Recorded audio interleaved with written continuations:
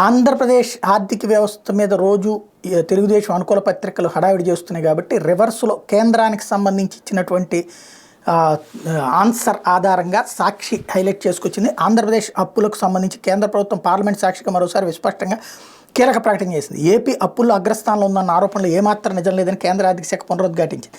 దేశవ్యాప్తంగా వివిధ రాష్ట్రాల అప్పులు, తలసరి ఆదాయం వృద్ధి రేటుపై ఎంపీలు సంజయ్ కాకా పాటిల్, సంతోష్ కుమార్, దినేష్ చంద్ర యాదవ్ తదితరులు అడిగిన ప్రశ్నలకు ఆర్థిక శాఖ సహాయ మంత్రి పంకజ్ చౌదరి సోమవారం లోక్సభలో సమాధానం ఇచ్చారు.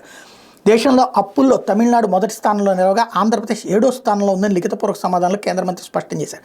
అది కూడా ఎల్లో మీడియా, టీడీపీ నేతలు దుష్ప్రచారం చేస్తున్న రీతిలో రాష్ట్రం అప్పులు లేనిలేవని పంకజ్ చౌదరి జవాబుతో తేలిపోయింది. 15వ ఆర్థిక సంఘం సిఫార్సుల నిబంధనలకు లోబడే ఆంధ్రప్రదేశ్కి అప్పులున్నట్టు ఆయన ప్రకటించారు.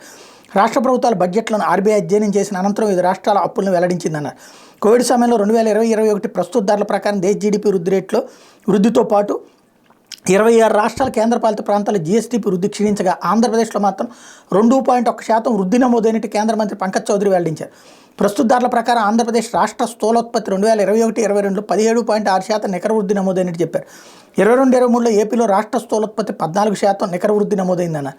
తలసరి ఆదాయంలో ఆంధ్రప్రదేశ్ 2022-23లో దేశంలో 9వ స్థానంలో ఉన్నట్టు పేర్కొన్నారు. కోవిడ్ సమయంలో ప్రజల కొనుగోలు శక్తి క్షీణించకుండా ఆర్థిక కార్యకలాపాలకు ఊతం ఇచ్చేందుకు వివిధ సంక్షేమ పథకాల ద్వారా వైఎస్ఆర్సీపీ ప్రభుత్వం నగదు బదిలీ కొనసాగించింది అంటూ రాసుకొచ్చింది. ఇక్కడ ఇందులో first place Tamil Nadu, second place Uttar Pradesh, తర్వాత మహారాష్ట్ర, తర్వాత బెంగాల్, కర్ణాటక, రాజస్థాన్, ఆంధ్రప్రదేశ్ టోటల్ అప్పులు 4,85,490 కోట్లు.